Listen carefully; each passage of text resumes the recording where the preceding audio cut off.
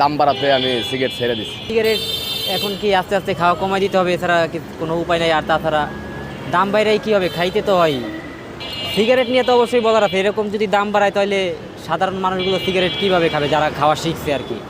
হ্যাঁ, ক্ষতি ঠিক আছে, তারপরেও মানুষ দেখা গেছে টেনশনে থাকলে একটু সিগারেট বিগিরি খায়।